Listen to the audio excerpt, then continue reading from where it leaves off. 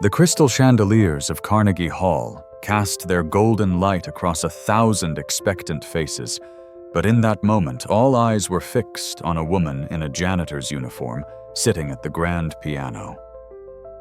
Her weathered hands, marked by decades of scrubbing floors and cleaning windows, trembled slightly as they hovered over the ivory keys. The silence in the hall was so complete, you could hear the soft rustle of evening gowns, the nervous clearing of throats, the whispered judgments rippling through the crowd. Just moments before, Julian Hartwell, the acclaimed concert pianist whose face graced the covers of classical music magazines worldwide, had stood before this very audience and issued a challenge dripping with contempt.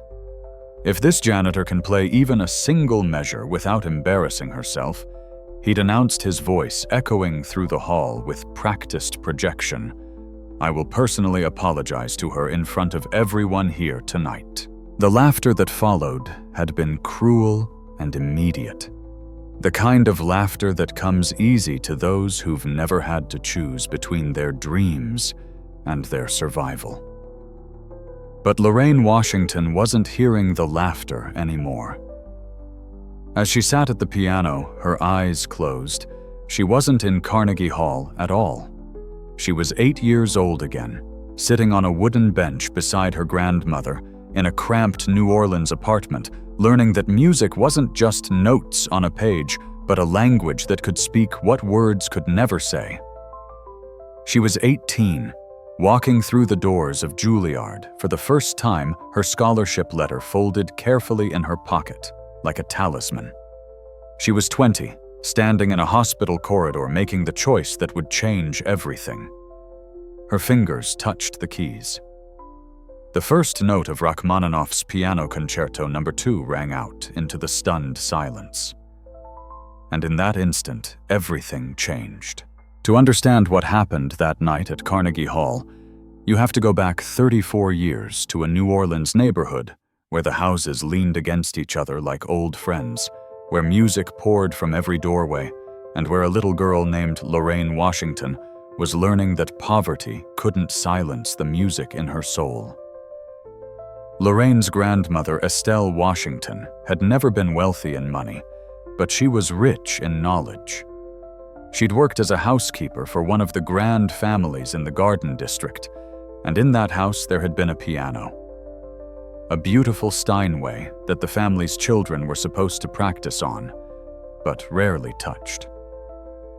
Estelle would dust it every day, and on her breaks when the family was out, she would teach herself to play.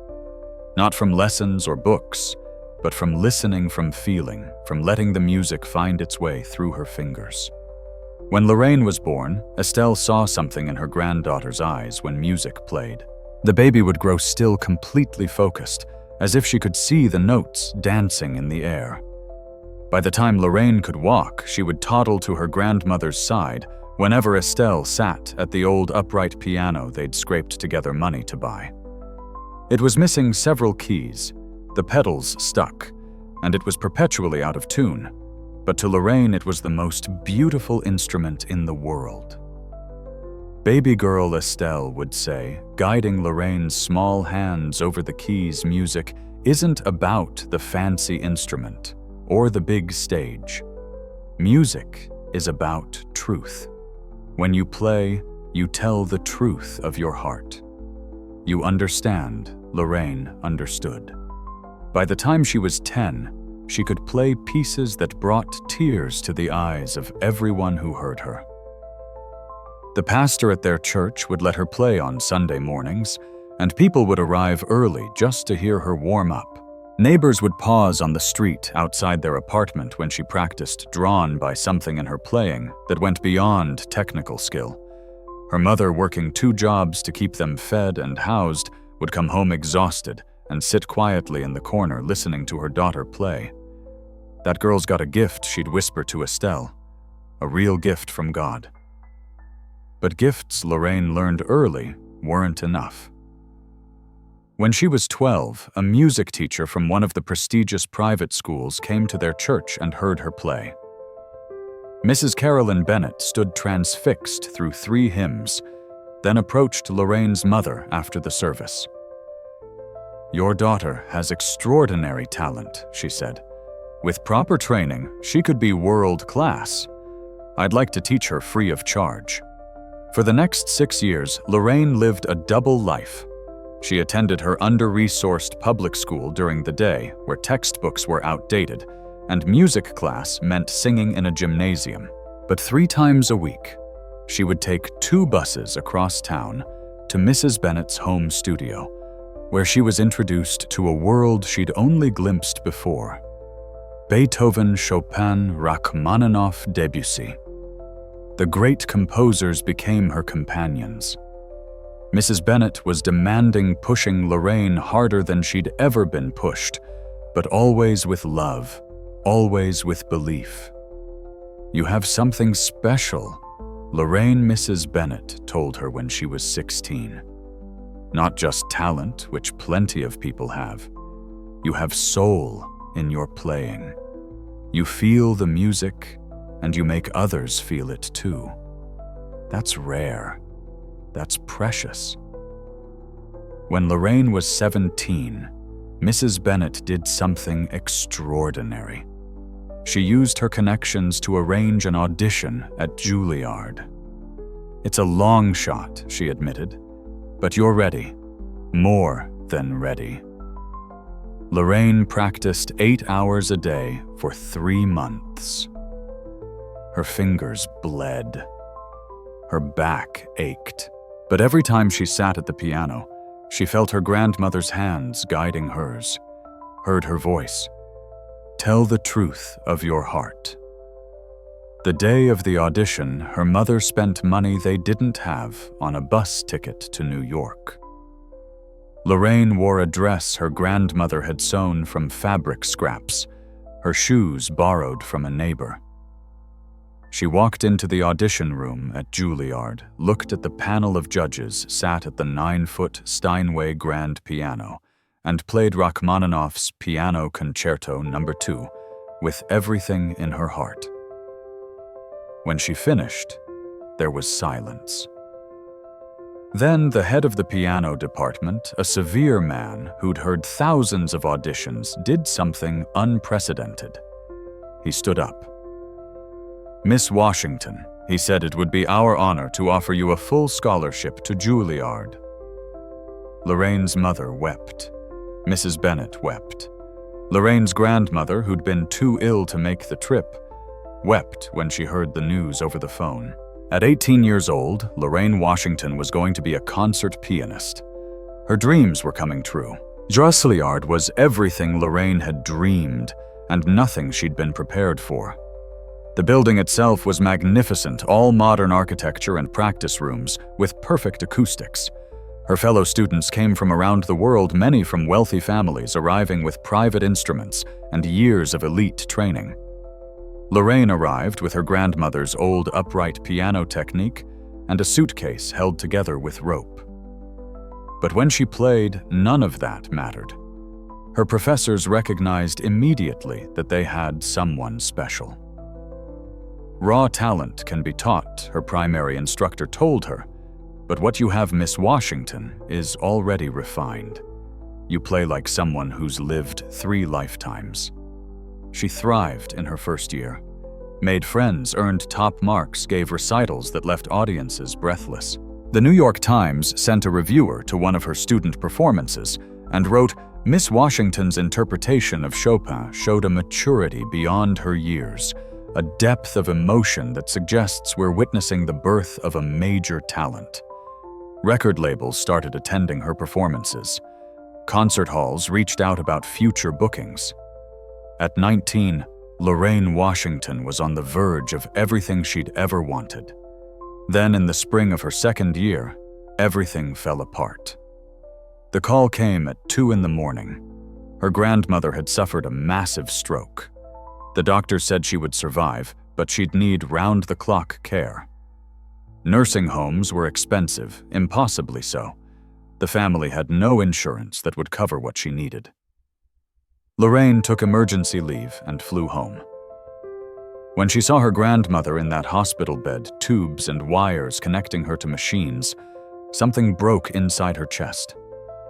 This woman had given her everything, had sacrificed her own dreams to nurture Lorraine's, had worked her fingers to the bone to make sure there was always a piano in the house, always a way for Lorraine to practice.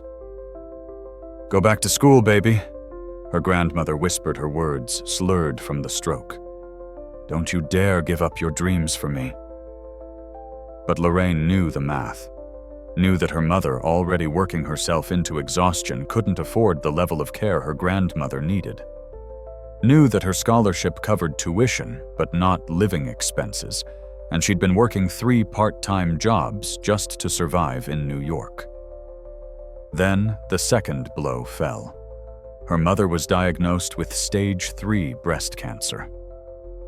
Lorraine sat in that hospital waiting room for 12 hours, watching her mother sleep, watching her grandmother struggle to move her left side, and she made a choice.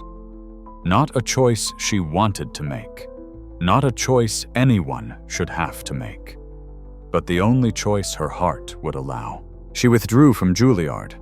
Her professors begged her to reconsider. "Take a year off," they pleaded. "We'll hold your scholarship, you can come back." But Lorraine knew better. Medical bills were already piling up. Her mother needed treatment. Her grandmother needed care. A year off would become 2, would become forever. Mrs. Bennet drove up from New Orleans when she heard. Found Lorraine packing her dorm room, tears streaming down her face as she wrapped her sheet music in newspaper. "This isn't fair," Mrs. Bennet said, her voice breaking. "You deserve this chance. You've earned it." "Life isn't fair," Lorraine replied, and she was only 20 years old, but she sounded ancient. "But I can live with an unfulfilled dream. I can't live with abandoning the people who loved me first." She moved back to New Orleans, got a job waitressing, then added a night shift cleaning office buildings, spent every spare moment she had caring for her grandmother, driving her mother to chemotherapy appointments, holding things together with willpower and coffee. Her mother fought the cancer for 3 years. Lorraine held her hand when she died, sang her favorite hymns, promised her that she'd take care of grandmother Estelle, that she'd be okay. She kept that promise for 12 more years, until her grandmother passed peacefully in her sleep, at 89 years old. And through all of it, Lorraine kept working. Waitressing gave way to cleaning jobs that paid a little better. She moved from New Orleans to New York, thinking maybe she could visit Juilliard, sometimes hear concerts, stay connected to that world. But walking past Juilliard hurt too much. Seeing her former classmates' names on concert programs, watching them achieve everything she'd once dreamed of it, was a knife turning in her chest. So she stayed away. Took a job as a janitor at an office building in Manhattan. The pay was steady, the hours were reliable, and it required nothing of her heart.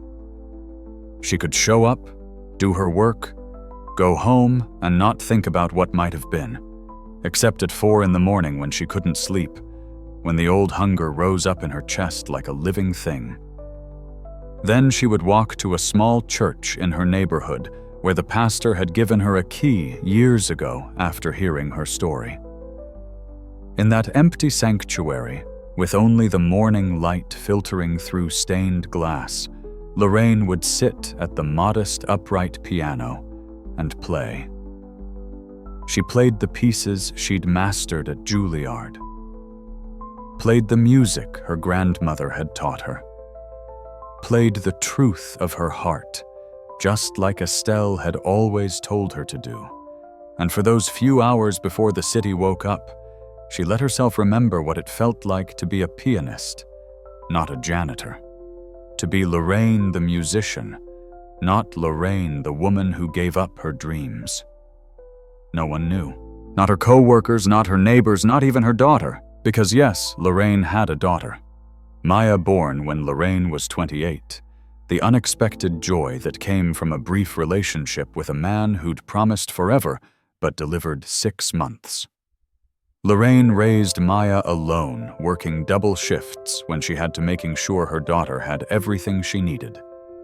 And when Maya showed an interest in music, Lorraine encouraged. It paid for lessons she could barely afford, attended every recital. But she never told Maya about Juilliard. Never told her about the scholarship, the reviews in the New York Times, the future that had been within her grasp. Why not, Mama Maya? Asked once when she was 15, and starting to understand that her mother was different from other parents, that there was a sadness in her that never quite went away. "Why don't you ever play for me? I'm not very good, baby," Lorraine lied, and the words tasted like ash in her mouth. "I just know enough to help you with your homework." Maya had talent, though not the transcendent gift Lorraine possessed.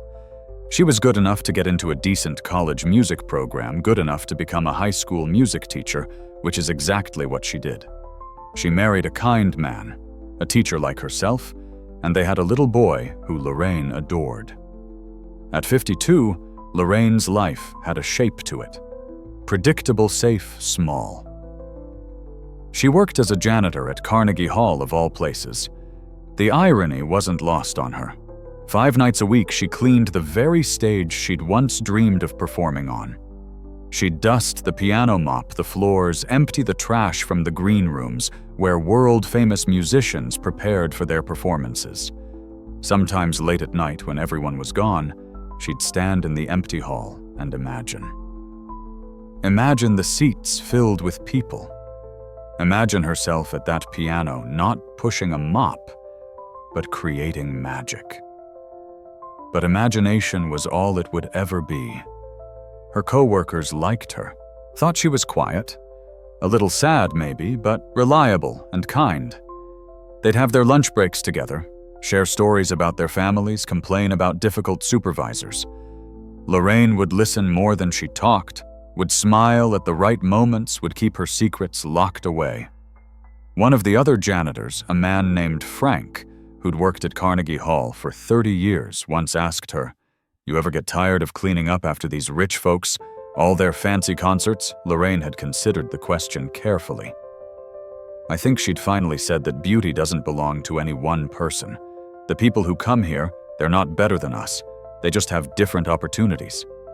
The music, though, the music belongs to everyone who hears it. Frank had nodded, satisfied with that answer, not knowing that Lorraine understood those words in a way he never could. 34 years since Juilliard. 34 years of what-ifs and might-have-beens.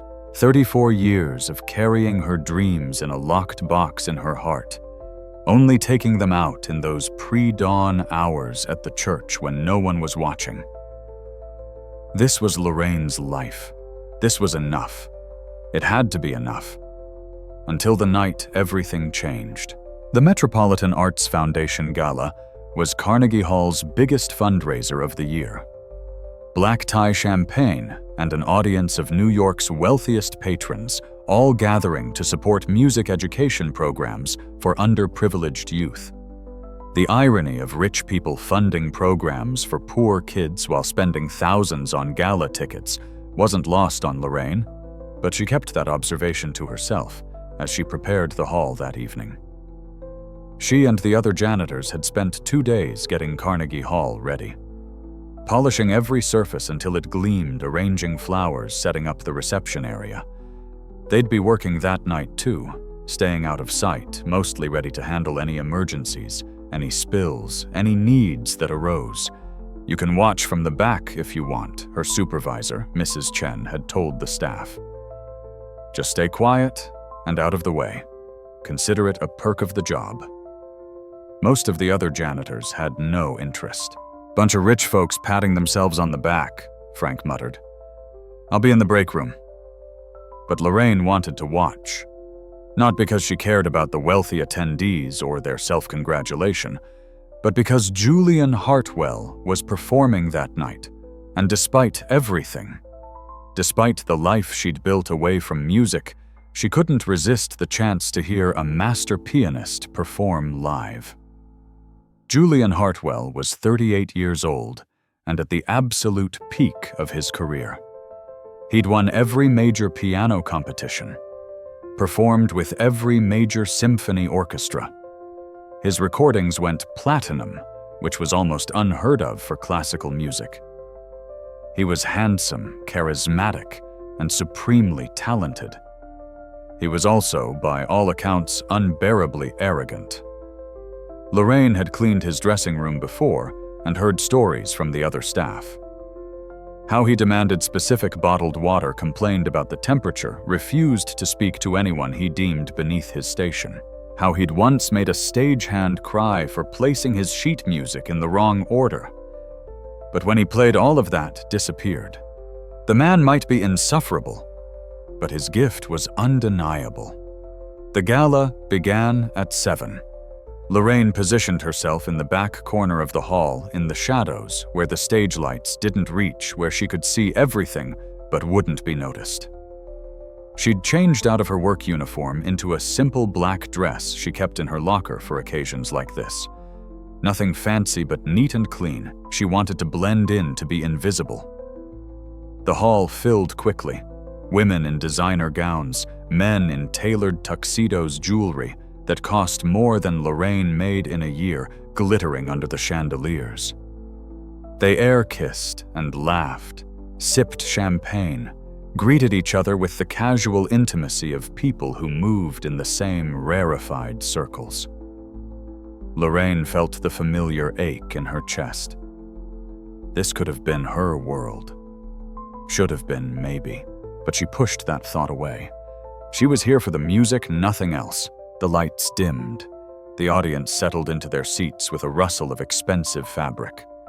The foundation's director, a woman in her 60s, with perfect silver hair, took the stage to welcome everyone and explain the evening's program. "We're honored," she announced, "to have with us one of the world's finest pianists. His interpretations of the great masters have been called definitive. His technique is flawless. Please join me in welcoming Julian Hartwell." The applause was immediate and enthusiastic. Julian strode onto the stage with the confidence of someone who'd never doubted his place in the world. He was tall, impeccably dressed, his dark hair swept back from a face that belonged on magazine covers.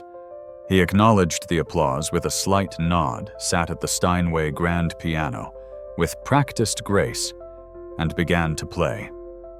He'd chosen Chopin's Ballade No. 1 in G minor, a piece of staggering technical difficulty and emotional depth. And he played it perfectly. Every note crisp, every phrase shaped with precision, every dynamic executed exactly as Chopin had intended. It was a perfect performance. Technically perfect. Absolutely perfect. And completely soulless. Lorraine listened, and her heart sank. She could hear what Julian was doing wrong, or rather what he wasn't doing at all. He was playing the notes, but he wasn't playing the music. There was no vulnerability, no real emotion, just a demonstration of technical mastery that left the heart untouched. When he finished, the audience applauded enthusiastically, but Lorraine noticed what they probably didn't.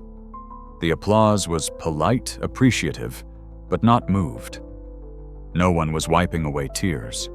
No one was sitting in stunned silence, overwhelmed by what they'd just heard. Julian stood bowed and smiled.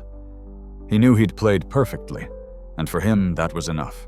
For my second piece, he announced, his voice carrying easily through the hall, "I'll be performing Liszt's Hungarian Rhapsody No. 2. It was a showpiece designed to display virtuosity, to make audiences gasp at the speed and complexity. And again, Julian played it flawlessly. His fingers flew across the keys with incredible speed. The crowd oohed and awed at the particularly difficult passages. But Lorraine felt nothing. Admiration for his technical skill, yes, but no connection. No sense that Julian understood what Liszt had been trying to express. It was acrobatics, not art. When he finished his programmed performance, the applause was strong. People stood up not because they were moved, but because it was expected. Julian bowed repeatedly, soaking in the adulation, clearly pleased with himself. As he left the stage for intermission, he paused near where Lorraine stood in the shadows. She shrank back, not wanting to be noticed, but she heard him speaking to someone, probably his manager. "These charity events are such a bore," he said, his voice carrying more than he probably intended. "Playing for people who wouldn't know real artistry if it hit them in the face. But the fee makes it worthwhile." Lorraine felt a flash of anger. This man had everything. Every opportunity, every advantage, every door opened for him, and he treated it with contempt.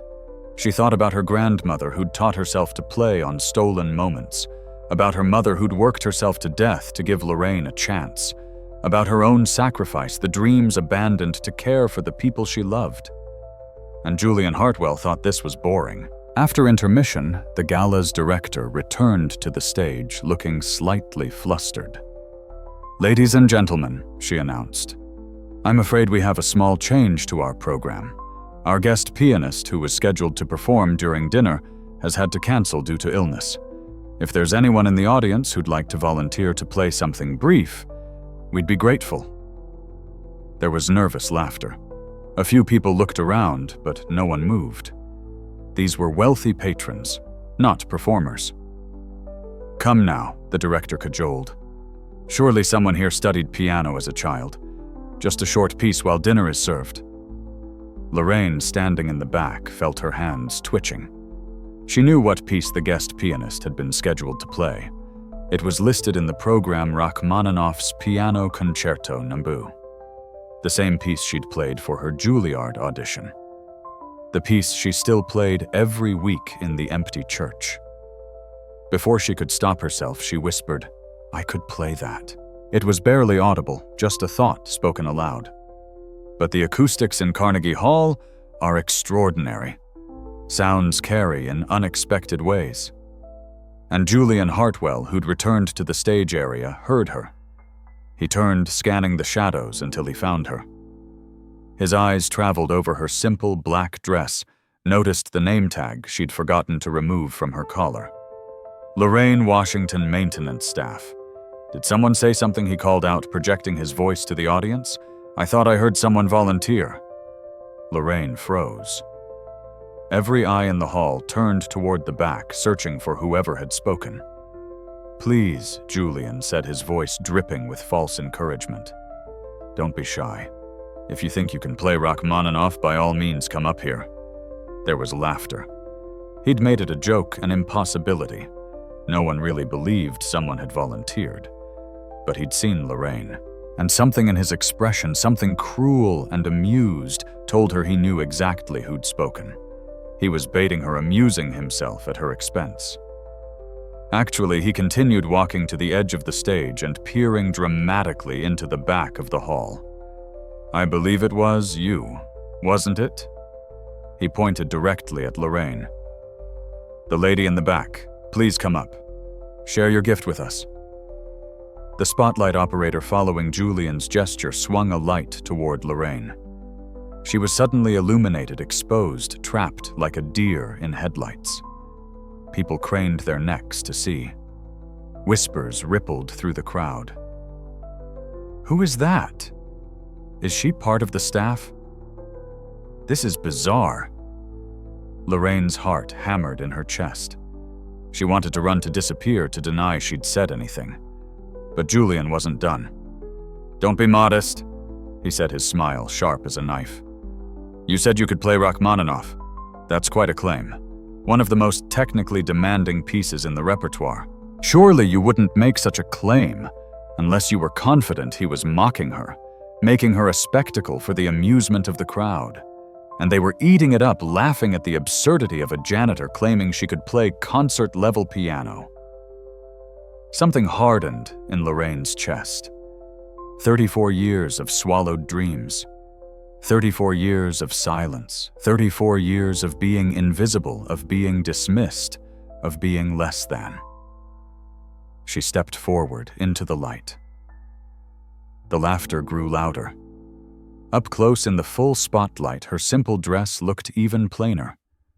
Her hands, work-roughened and scarred from years of cleaning chemicals, were clearly visible. She was 52 years old, with gray threaded through her hair, with the weight of decades on her shoulders. Julian's smile widened. "Wonderful," he exclaimed. "Please come to the stage. Let's hear what you can do." He was so confident, so certain this would end in her humiliation and his vindication. The crowd watched with the fascinated horror of people witnessing a car crash in slow motion. Lorraine walked down the aisle toward the stage. Each step felt like miles. She could hear the whispers growing louder. "This is cruel. Someone should stop this. She's going to embarrass herself." She climbed the steps to the stage. The Steinway grand piano seemed enormous, impossibly perfect. Julian stood beside it, arms crossed, that mocking smile still on his face. "Whenever you're ready," he said, "show us this great talent of yours." Lorraine looked out at the audience. In the third row, she saw her daughter, Maya, who'd been invited to the gala by the school where she taught, who'd convinced her principal to buy a table as a donation. Maya's face was white with shock and fear. Their eyes met. And Maya, who didn't know about Juilliard, who didn't know about any of it, mouthed two words. "You've got this." Lorraine turned to Julian, looked him directly in the eyes. "If I play this piece," she said quietly, her voice steady, "and I play it well, will you apologize? Will you admit you were wrong to mock me?" The crowd went silent. This wasn't what they'd expected. Julian laughed, genuinely amused now. "If you can play Rachmaninoff's Piano Concerto No. 2, he said loudly for everyone to hear, "at a level that approaches professional standard, I will get down on my knees and apologize to you in front of everyone here." "Then I accept," Lorraine said. She sat down at the piano, adjusted the bench exactly as she'd been taught, placed her feet on the pedals, took a deep breath. And in that moment, she wasn't a janitor anymore. She was 20 years old, sitting in an audition room at Juilliard, playing for her future. She was 8 years old, learning from her grandmother that music is truth. She was every age she'd ever been all at once. She closed her eyes, placed her hands on the keys, and began to play. The opening chords of Rachmaninoff's Piano Concerto No. 2 are among the most recognizable in all of classical music. 8 heavy, solemn chords that sound like church bells, like fate knocking at the door, like the weight of the world settling onto your shoulders. Lorraine played those chords, and the laughter in the hall died instantly. Because they were perfect. Not just technically correct, but perfect in tone, in weight, in feeling. The kind of perfection that comes not from practice, but from understanding, from living, from having earned the right to play them. The hall went from carnival atmosphere to stunned silence in the space of 8 notes. Julian's smile disappeared. He'd been standing to the side, arms still crossed, waiting for her to fumble to prove him right. But as those opening chords rang out as Lorraine's hands moved across the keys with authority and grace, something changed in his expression. Confusion first, then disbelief, then the dawning realization that he'd made a terrible mistake. Lorraine barely noticed. She was somewhere else entirely, somewhere beyond Carnegie Hall, beyond the audience, beyond Julian's mockery and her own fear.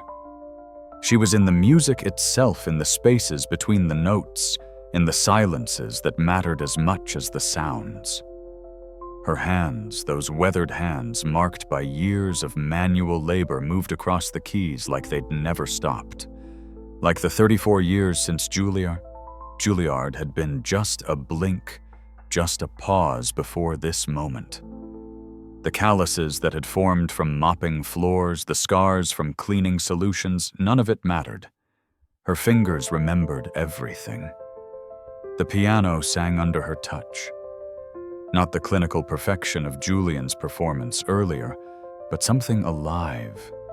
Something that breathed and wept and hoped and mourned all at once. In the audience, people who'd been whispering fell silent. This wasn't what they'd expected. This wasn't a janitor fumbling through a piece she'd once learned. This was something else entirely. Maya, in the third row, had her hand over her mouth, tears already streaming down her face. She'd never heard her mother play, never known she could. The revelation was overwhelming. Lorraine played through the exposition, her technique flawless. Every note precisely where it should be, every phrase shaped with care. But more than that, she played with an emotional depth that made the music feel personal, like she was telling her own story through Rachmaninoff's notes. Because she was. The piece begins in darkness, in pain, in the depths of depression. Rachmaninoff wrote it after a period of profound despair when he thought he'd never compose again. And Lorraine knew that feeling. Knew what it was like to think your life's purpose had been stolen from you, that you'd never touch your dreams again. She played that opening section like someone who understood despair intimately, who'd lived in it, made peace with it, survived it. Some in the audience recognized what they were hearing. Recognized that this wasn't just good, this was extraordinary. A woman near the front leaned over to her companion and whispered, "She's trained, seriously trained. This is professional level." The foundation director, standing in the wings, pulled out her phone and quickly searched Lorraine Washington, pianist. Nothing came up. No concert history, no recordings, no trace that this woman had ever been a performer. Julian stood frozen. His entire worldview was crumbling. He'd built his career on being better than everyone else, on knowing who belonged in the world of classical music and who didn't. A janitor didn't belong. Couldn't belong. And yet here was this woman, this person he'd dismissed without a second thought, playing music that made his earlier performance seem hollow by comparison. Lorraine played on, unaware of the storm she was creating. She moved into the second theme, where Rachmaninoff shifts from pain to a fragile, tentative hope. It's one of the most beautiful melodies ever written, and it requires a delicate touch, a vulnerability that many pianists struggle to achieve. Lorraine played it like a prayer, like a conversation with someone she'd lost. The notes floated through the hall impossibly tender, and in that tenderness was every sacrifice she'd ever made, every dream she'd set aside, every moment of grief and acceptance. People in the audience weren't just listening anymore. They were feeling.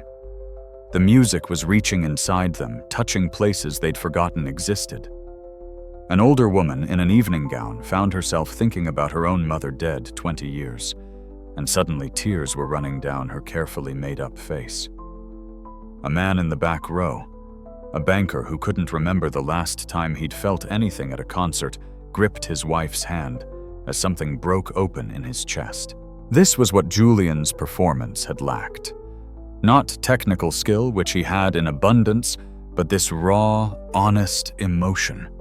This willingness to be vulnerable, to share pain and hope and everything in between. Lorraine played through the development section where Rachmaninoff takes his themes and transforms them, pulls them apart, and rebuilds them. It's technically demanding, requiring both precision and power, delicate passages immediately followed by crashing chords. She played it all perfectly. Her hands, which Julian had surely noticed, were marked by labor, moved with a speed and accuracy that spoke to thousands of hours of practice. Not recent practice, but the kind of muscle memory that gets built in youth and never entirely fades. The audience was completely silent now. No coughing, no program rustling, no whispered comments. Everyone was transfixed, unable to look away, unable to do anything but listen. Julian's face had gone pale. He'd made his challenge so publicly, so confidently, had promised to apologize on his knees, and now he was watching this woman, this janitor he'd mocked, deliver a performance that was making his own earlier work seem like a talented student's recital. Lorraine approached the cadenza, the section where the pianist plays alone without orchestra, showing off both technical prowess and interpretive skill. It's a moment where many pianists try to impress with speed and volume. Lorraine instead chose to impress with truth. She played the cadenza with a mix of power and restraint, letting the music breathe, not rushing through the difficult passages, but giving each phrase the time it needed to land. She understood that Rachmaninoff had put his whole soul into this piece, had poured in all his own pain and recovery, and she honored that by playing it not as a showpiece, but as a confession. As Lorraine played, something extraordinary began to happen in Carnegie Hall. The very air seemed to change, to become charged with an energy that had nothing to do with the expensive gowns or the champagne or the wealthy donors. It was the energy of pure, unfiltered truth being spoken through music. In the wings, stagehands who'd heard thousands of performances over the years stopped what they were doing. The bartenders in the lobby put down their bottles and moved to the doorways to listen. Even the other janitors, including Frank, who'd sworn he had no interest in the gala, found themselves drawn to the hall. On stage, Lorraine's eyes remained closed. She was somewhere beyond Carnegie Hall now, in a place where only the music existed. Every note she played carried weight, carried meaning. This wasn't just Rachmaninoff's story anymore. It was hers. The piece moved into its second movement, a gentle lyrical section that's often described as one of the most romantic passages in all of classical music. Lorraine played it with a tenderness that seemed impossible from hands as worn as hers. Each note was a memory her grandmother's patient teaching her mother's proud smile.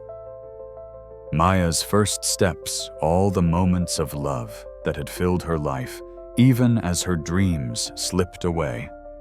A music critic in the audience who'd come to review Julian's performance was frantically typing notes on his phone. Unknown pianist delivers stunning performance at charity gala. Technique rivals professionals. Emotional depth extraordinary. Who is Lorraine Washington? Maya, watching her mother, was experiencing a revelation that would change everything she understood about her life. All those years of her mother being quiet, sad working jobs that seemed beneath someone so intelligent and capable suddenly made a different kind of sense. This wasn't someone who'd never had dreams. This was someone who'd given them up. The second movement drew to a close, that beautiful melody fading like a sunset, and Lorraine paused, just for a moment, just long enough to take a breath to prepare herself for what came next. The third movement is where Rachmaninoff unleashes everything he'd been holding back. It's a torrent of notes, a technical nightmare, a joyous and triumphant celebration of survival. It begins with the piano and orchestra playing almost in competition, pushing each other higher and higher. Lorraine had no orchestra, just herself and the piano. But she played both parts, weaving the melodic line through the accompaniment, her hands moving independently with a coordination that seemed superhuman. The tempo increased. The volume built. And Lorraine, who'd been so quiet and still just moments before, began to play with a passion that made the piano itself seem to come alive. Julian, still standing in shock, felt something he hadn't felt in years: humility. He was watching someone better than him.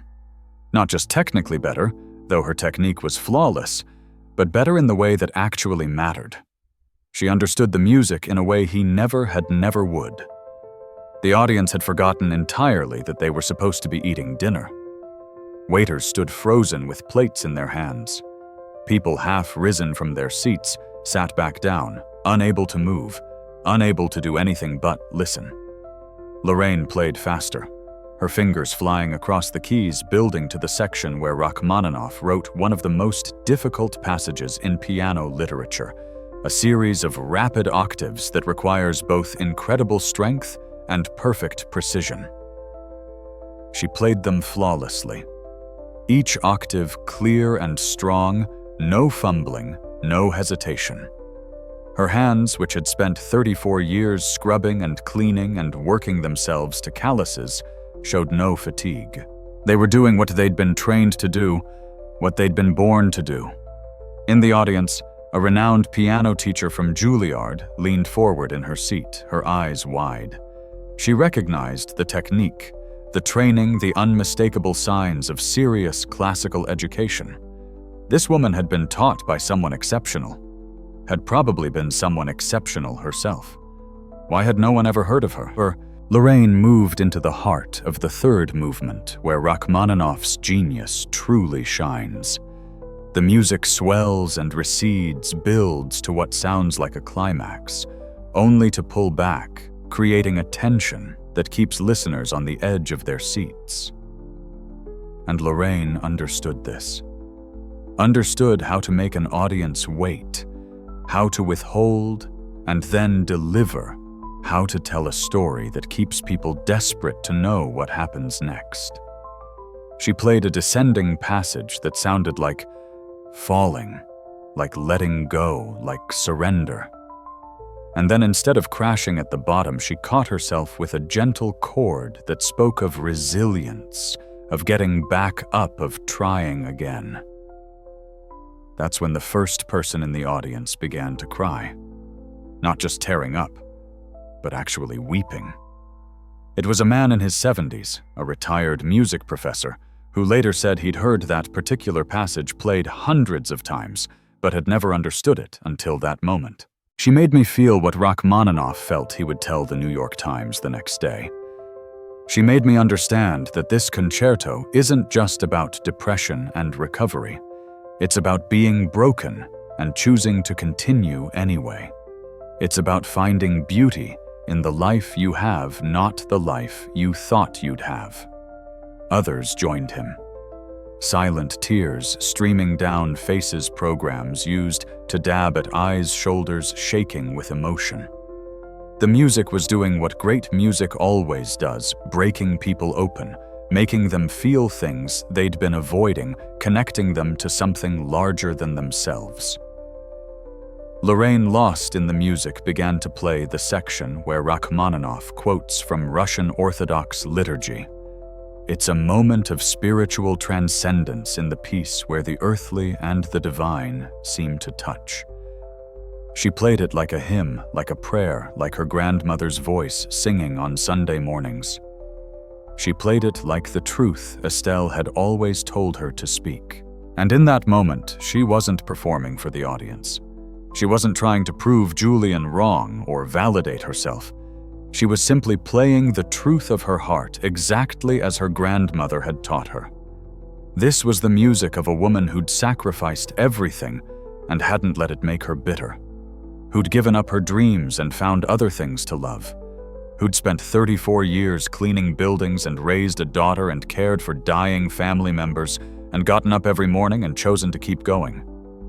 This was the music of survival, of grace, of quiet, determined dignity in the face of life's unfairness.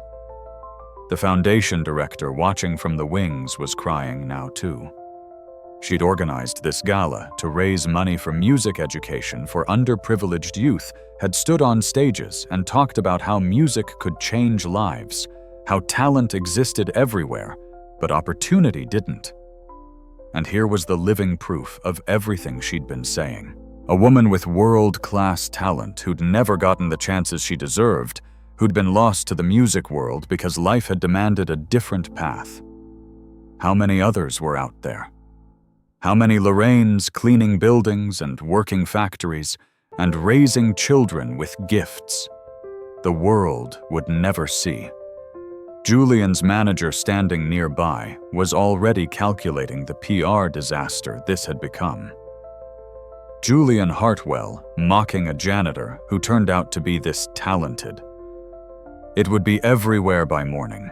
His reputation as an arrogant jerk, already whispered about in classical music circles, would be confirmed and broadcast to the world.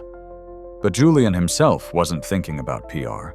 He was thinking about every time he'd dismissed someone, everyone he'd looked down on, every person he'd considered beneath him. He was thinking about how wrong he'd been, how much he'd missed, how small his worldview had been. Lorraine played on, building toward the true climax of the piece. The music grew louder, more insistent, climbing higher and higher. This is where Rachmaninoff pulls out all the stops, where the piano and orchestra combine in a glorious affirmation of life, of hope, of refusing to give in to darkness. She played it with everything she had. All the pain of the last 34 years, all the love she'd given and received, all the quiet courage it had taken to keep living when her dreams had died. She poured it all into the piano, and the piano gave it back, transformed into something beautiful. The building seemed to shake with the volume, with the intensity. This wasn't delicate salon music. This was a woman claiming her voice, announcing her presence, refusing to be invisible for one more second. People in the audience were standing now, unable to remain seated, pulled to their feet by the sheer power of what they were hearing. This was more than a performance. This was a revelation, a reckoning, a resurrection. Lorraine's hands crashed down on the keys, playing chords that seemed to contain entire worlds. Sweat beaded on her forehead. Her breathing was labored. She was giving everything, holding nothing back. And then, in the midst of this tremendous outpouring, she played a passage so delicate, so fragile, it was like a whisper in a hurricane. Rachmaninoff had placed it there deliberately, a moment of vulnerable humanity in the middle of all that power. Lorraine played it so quietly that people leaned forward to hear. It was the sound of hope, small and uncertain, but refusing to die. The sound of a woman who'd kept playing piano at dawn for 34 years, even though no one was listening. The sound of dreams that never quite let go, no matter how much reality tried to kill them. That quiet passage lasted only a few seconds. Then the music exploded again, bigger and bolder than before, as if that moment of vulnerability had given it new strength. Lorraine moved into the final section of the concerto, where Rachmaninoff builds layer upon layer of musical complexity, where everything that's come before combines into a triumphant conclusion. This is the section that separates good pianists from great ones.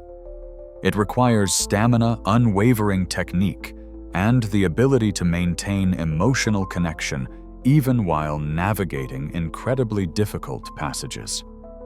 Lorraine played it like she'd been performing it all her life, which in a way she had. Every morning at the church, she'd played this piece, played it for herself, for her grandmother's memory, for the girl she'd been at Juilliard. Her hands moved with absolute confidence. 34 years of manual labor hadn't destroyed her technique. If anything, the strength she'd built cleaning buildings gave her power she'd never had as a young student. She could make the piano sing and roar with equal ease. The music climbed higher. Rachmaninoff's melodies soared over crashing chords, delicate and powerful at once. Lorraine played it all with a mastery that left no doubt she wasn't just a talented amateur. She was and had always been a concert pianist. Life had just never given her the chance to prove it. Until now. The audience was completely lost in the performance. Every person in that hall, from the wealthiest donor to the busboy peeking in from the kitchen, was experiencing the same thing. The recognition that they were witnessing something extraordinary. a moment they'd remember for the rest of their lives. Julian, standing frozen to the side of the stage, felt tears on his own face. He'd played this piece dozens of times in concert halls around the world, to critical acclaim. He'd thought he understood it. He'd understood nothing. Watching Lorraine, hearing her make the piano speak with a voice that was both Rachmaninoff's and her own, he finally grasped what music was supposed to be. Not a demonstration of skill, not a performance to impress critics, but a sharing of souls, a vulnerability, a truth. All his acclaim, all his awards, all his perfect technique, none of it had ever touched what this woman was doing right now. Maya in the third row was sobbing openly. Her mother, her quiet, sad mother who'd worked herself to exhaustion to give Maya opportunities, who'd never complained, never asked for recognition, never demanded that life be fair. Her mother was this, had always been this, and Maya had never known. The music built and built. Rachmaninoff knew how to create anticipation, how to make an audience desperate for resolution. The melodies cycled through variations, each one a little more urgent than the last. Lorraine played it all with a combination of precision and abandon that seemed impossible. She was completely in control and completely free at the same time. Her technique was serving her emotion, not the other way around. The Juilliard professor in the audience pulled out her phone and started making calls. Someone needed to know about this woman. Someone needed to offer her opportunities, recognition, the career she'd clearly been denied. But even as she made those calls, she understood that she might be too late. Whatever chance Lorraine had deserved at 20, at 30, even at 40, it was gone. The classical music world was youth-obsessed, cruel. By 52, most pianists were already considered past their prime. The injustice of it burned. Lorraine approached the final cadenza, the last moment, where the pianist plays alone before the orchestra's triumphant return. It's a chance for the performer to show everything they have, to pull out every technical trick to dazzle. Lorraine didn't try to dazzle. She played with honesty. The cadenza became a summation of everything that had come before the pain, the hope, the loss, the love, the survival. She wove Rachmaninoff's themes together like she was telling the story of her whole life. And then, with a series of descending chords that seemed to settle everything, to bring all the disparate threads together, she prepared for the finale. The final section of Rachmaninoff's Piano Concerto No. 2 is pure jubilation. It's the musical equivalent of breaking through clouds into sunlight. It's victory not over darkness, but with it carrying all the pain forward and choosing joy anyway. Lorraine played it with a smile on her face, the first smile she'd worn since sitting down. Because this was the truth, too. Despite everything, despite all the sacrifice and loss, she'd had a good life. She'd loved and been loved. She'd raised a beautiful daughter. She'd made a difference even in small ways. She'd survived. She was still here. And for this one moment, she was exactly where she was meant to be. The music grew impossibly loud. The piano seemed to be vibrating with the force of the sound. Lorraine's hands were flying, her whole body moving with the music years of restraint and quiet service falling away to reveal the artist who'd always lived underneath. And then, with a final series of triumphant chords that seemed to contain all the hope and defiance and stubborn joy in the world, she played the last notes.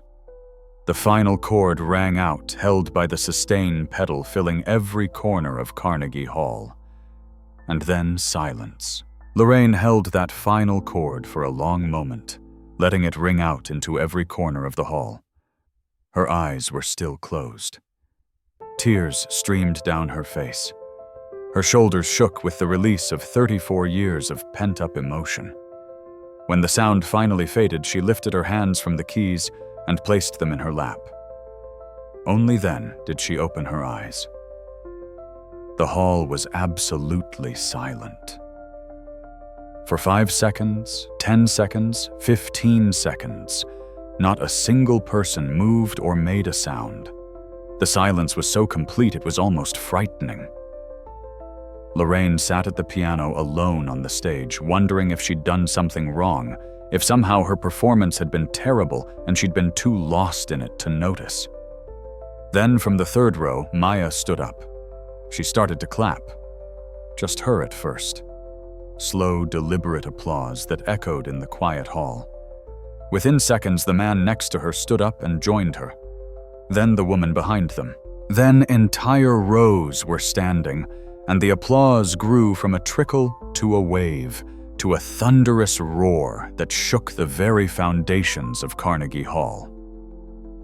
It wasn't polite, appreciative applause. It was the kind of applause that comes when people have been changed, when they've experienced something that's touched their souls, when they've witnessed greatness and need to acknowledge it or burst. People were cheering, shouting, crying, stamping their feet. Programs were thrown in the air. Strangers were hugging each other. The sound was deafening, overwhelming, a physical force that washed over Lorraine where she sat at the piano. She looked out at the standing ovation, at 1,000 people on their feet, and couldn't quite believe it was real. This was the dream, wasn't it? The one she'd given up, the one she'd set aside for 34 years. The applause went on and on. 1 minute, 2 minutes, 3 minutes. No one sat down. No one stopped clapping. If anything, it got louder. In the wings, the foundation director was making frantic phone calls. "I don't care what the schedule says, we're not moving on. This woman is going to get the recognition she deserves if I have to cancel the rest of the evening." The bartenders, the waiters, the kitchen staff, the other janitors, everyone who worked at Carnegie Hall was crowding the doorways to see what was happening. Frank, who'd worked there for 30 years, was wiping his eyes with his handkerchief. "In all my time here," he said to no one in particular, "I've never heard anything like that." The standing ovation continued. 4 minutes. 5. People's hands had to be hurting, but no one stopped. This was more than appreciation for a good performance. This was a recognition that they'd witnessed something rare and precious. This was an apology from the universe for all the times talent went unrecognized, for all the dreams sacrificed to circumstance, for all the Lorraines in the world who never got their moment. Lorraine finally stood up from the piano bench. She was shaking, overwhelmed, still not quite sure this was happening. She turned to the audience and did the only thing she could think to do. She bowed. The applause somehow got even louder. As she straightened up, she saw Julian approaching. He'd been standing frozen in the wings during her performance, but now he walked toward her across the stage. The audience fell silent again, watching. This was the man who'd mocked her, who'd challenged her, who'd been so certain she'd humiliate herself. Julian reached Lorraine.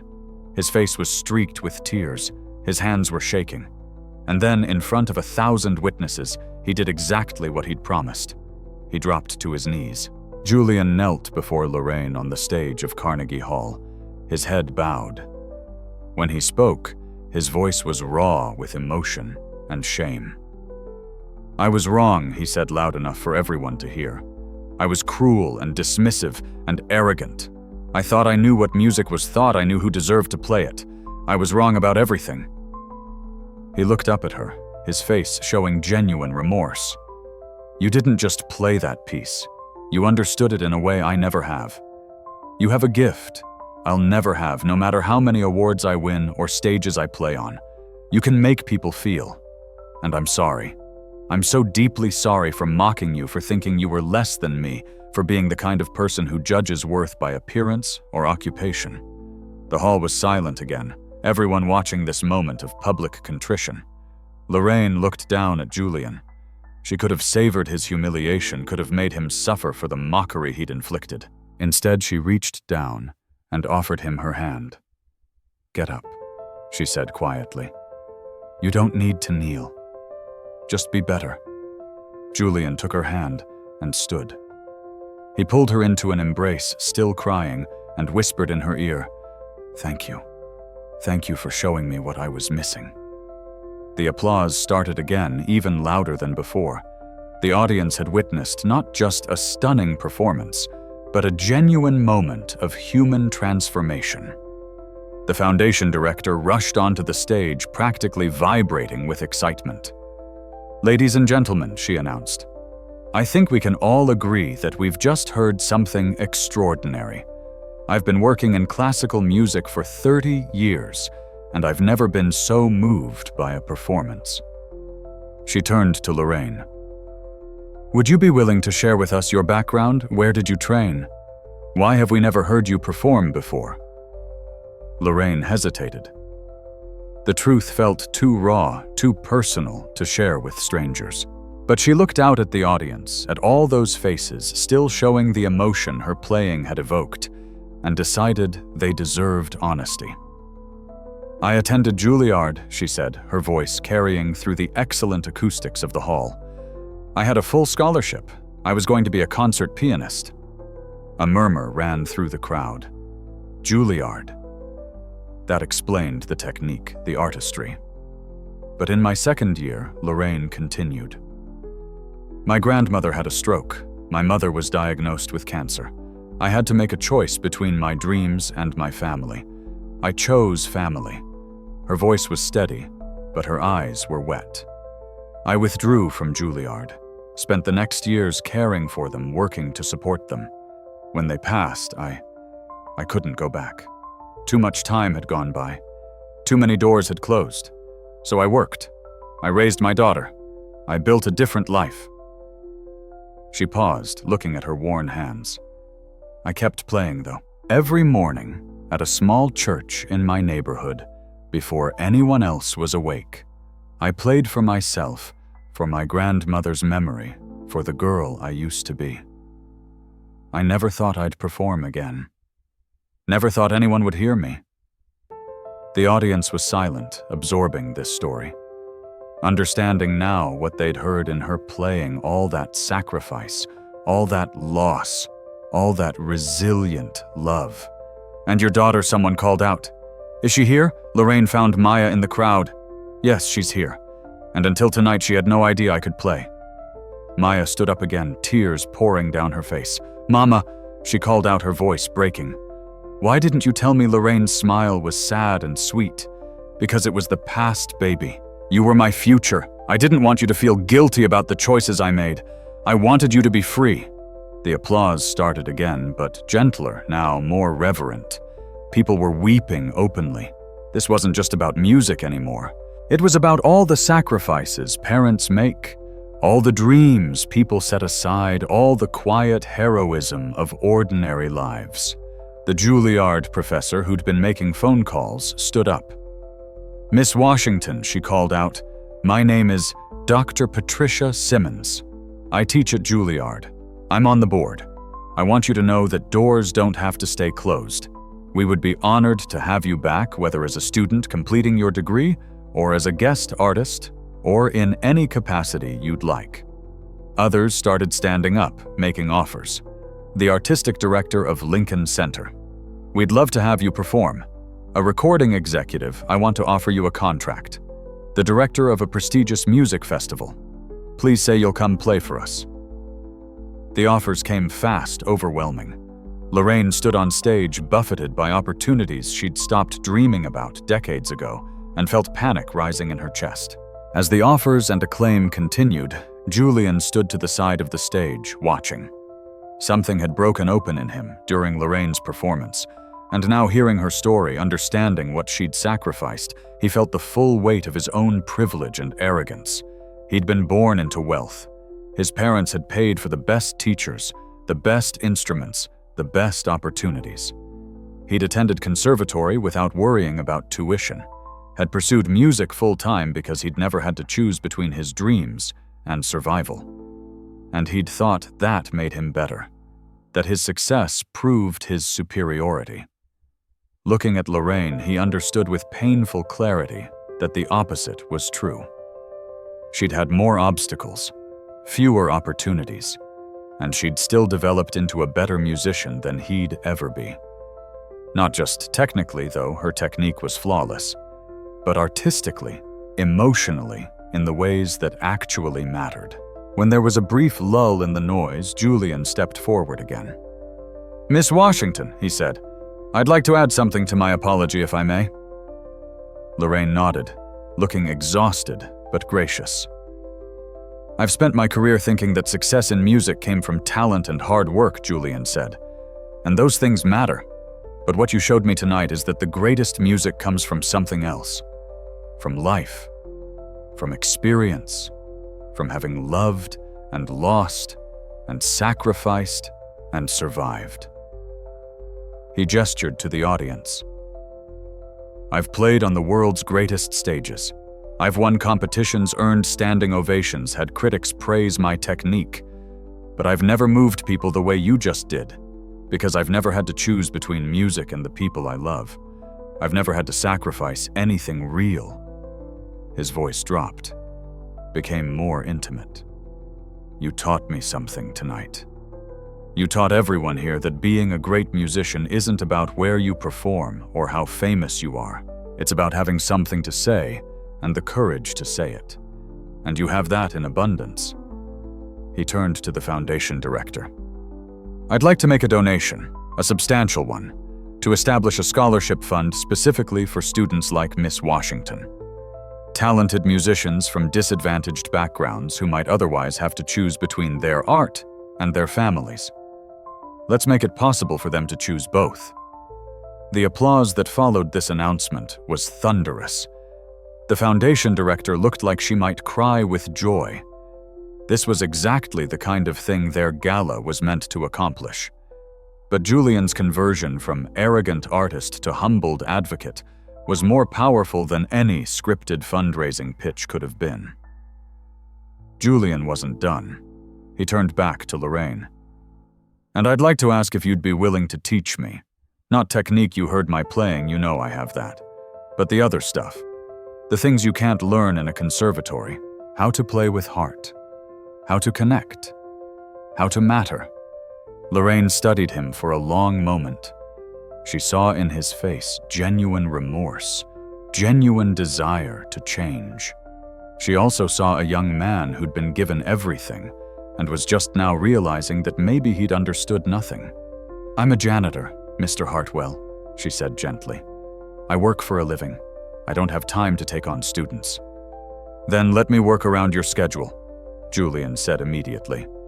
"Early mornings, late nights, whenever you have time. I'll come to you. Please, let me learn from you." The audience watched this exchange with fascination. Julian Hartwell, one of the world's most acclaimed pianists, begging a janitor to teach him. Lorraine felt something shift in her chest. Maybe this was part of why she'd been led to this moment, not just to reclaim her own voice, but to teach someone else how to use theirs better. "We'll see," she said finally. "Let me think about it." Julian nodded, understanding that was the best he could hope for now. "Thank you," he said, "for everything. For this night, for the lesson, for your grace in accepting my apology." The foundation director ushered Lorraine off stage to a private room, away from the continuing commotion in the hall. Maya rushed backstage and threw her arms around her mother, both of them crying and laughing at the same time. "Mama? Why didn't you tell me?" Maya kept asking. "All these years, all that talent, and you never said anything." "Because it didn't matter, baby," Lorraine said, holding her daughter close. "You mattered. Your life, your opportunities. I didn't want you growing up in the shadow of my lost dreams. I wanted you to have your own dreams free and clear, but you could have had both."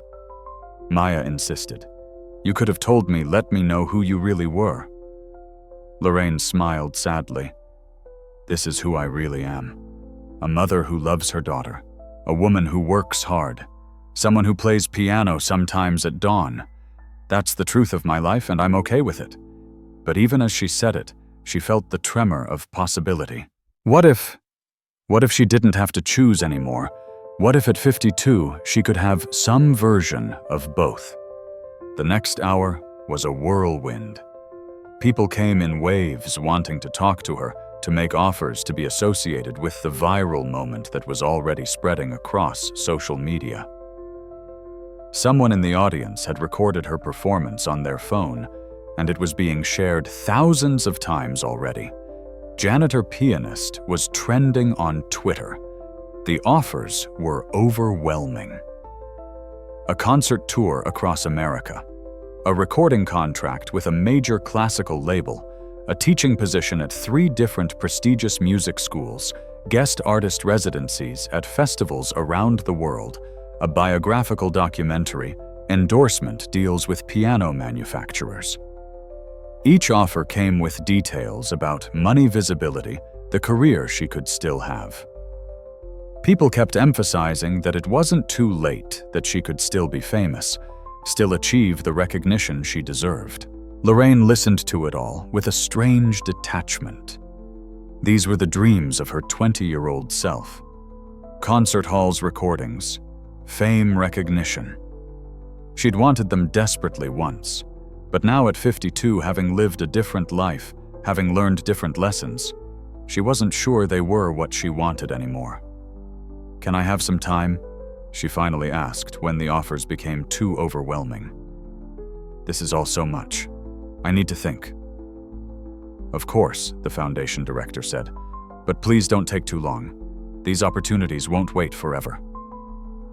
That was the threat, wasn't it?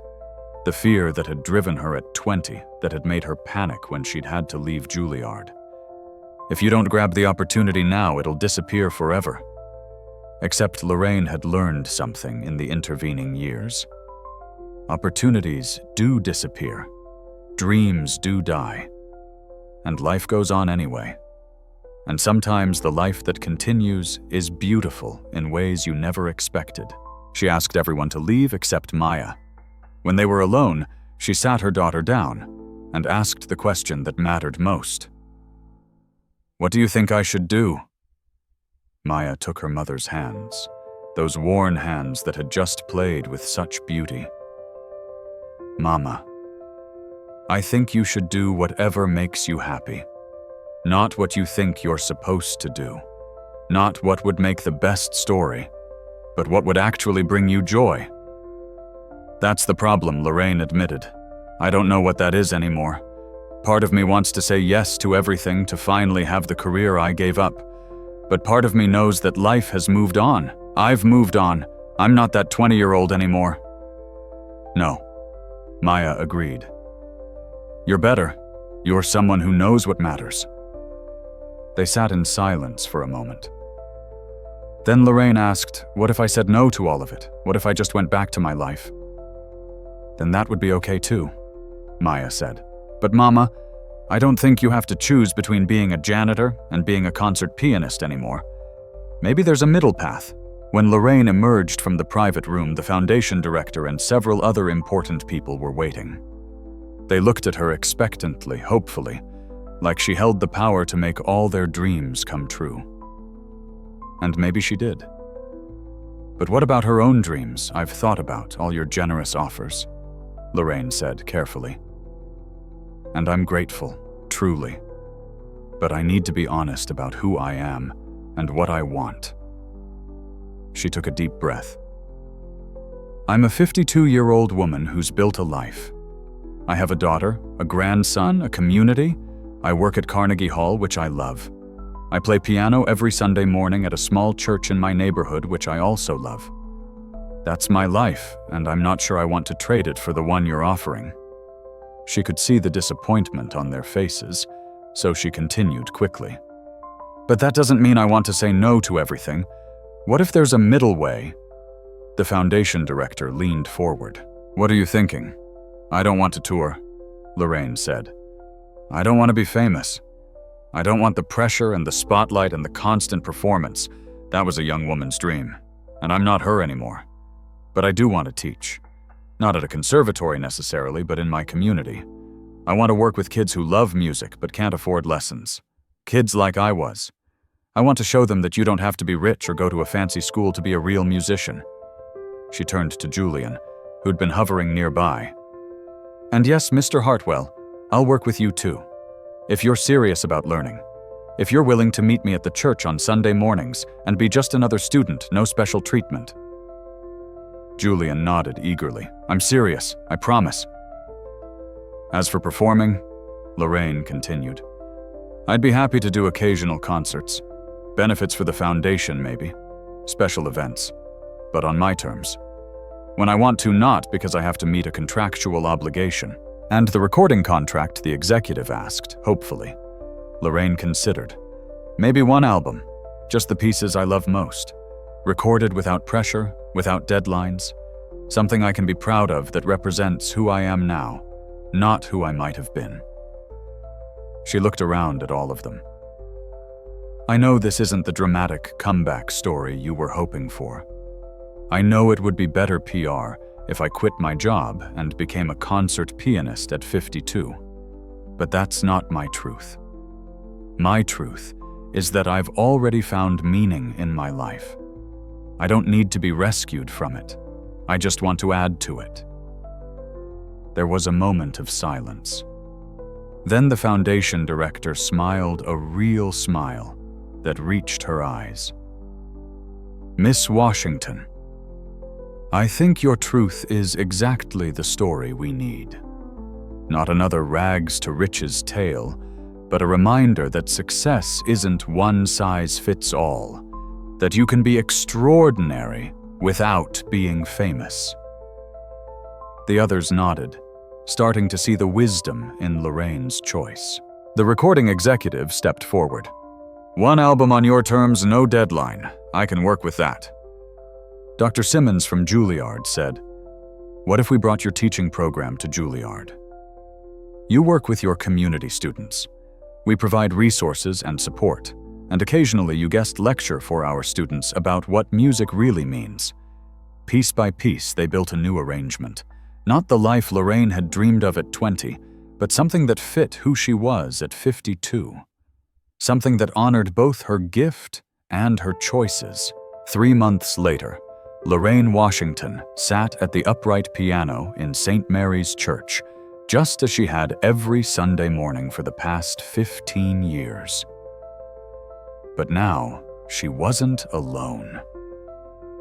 20 children from the neighborhood sat in the pews, students in the free music program the foundation had funded. They ranged from age 6 to 16, from complete beginners to kids with real talent. Every Sunday, Lorraine taught them not just how to play, but why to play.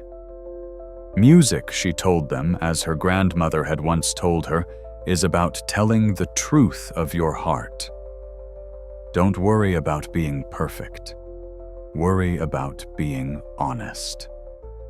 Julian Hartwell sat among the children, no longer the arrogant virtuoso, but a humbled student. He'd kept his promise, showing up every Sunday, learning not technique, but heart. Maya brought her son most weeks, and the little boy would sit quietly watching his grandmother teach, absorbing the lesson that greatness comes in many forms. The congregation had grown too. Word had spread about Lorraine's story, and people came from across the city to hear her play. But she didn't perform for them the way she had at Carnegie Hall. Instead, she played hymns and taught children, and sometimes when the mood struck her, she'd play a piece from the classical repertoire. But always she played for love, for the joy of it, for the truth it let her speak. Her recording, when it finally came out, went gold. Critics called it one of the most emotionally authentic classical albums in decades. She performed occasional benefit concerts, always donating the proceeds to music education programs. But mostly she kept her life small and full and meaningful. She worked at Carnegie Hall, where her co-workers now knew her story, but treated her the same as always. She taught on Sundays and occasional weeknights. She watched her grandson grow. She played piano at dawn when the mood struck. And she was happy. Not with the happiness of dreams fulfilled, but with the deeper happiness of a life well lived, of choices made with love of finding meaning in unexpected places. On this particular Sunday morning, as her students filed out of the church, chattering about the lesson, Julian lingered behind. "Thank you," he said, as he did every week, "for teaching me." "You're welcome," Lorraine replied, as she always did. Then Julian. "You're getting better, not just at technique, at the other stuff. I heard you perform last week on the radio. You made me feel something." Julian's face lit up like a child's. "Really, really? You're learning to tell your truth. Keep doing that."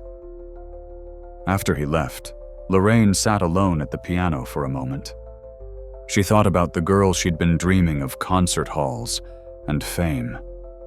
She thought about the woman she'd become finding joy in small churches and neighborhood children. And she understood finally that both versions of herself were real. Both were valid. The dreams she'd had weren't wrong, and neither were the choices she'd made. She placed her hands on the keys and played not for an audience, not for recognition, not for anything, but the pure joy of making music. The sound filled the small church, spilling out into the street, where people paused to listen. Not knowing who was playing, not caring about fame or credentials or concert halls, just hearing the music and feeling in that music the truth of a human heart. True greatness, Lorraine had learned, isn't measured by the size of your audience or the venues you play. It's measured by the love you share, the lives you touch, the truth you're brave enough to speak. She was a janitor. She was a teacher. She was a mother and grandmother. She was a concert pianist who chose to play in a church instead of Carnegie Hall. She was all of these things, and she was enough. The music echoed in the small space, beautiful and honest and free. And Lorraine smiled her heart full, knowing that this right here was exactly where she was meant to be.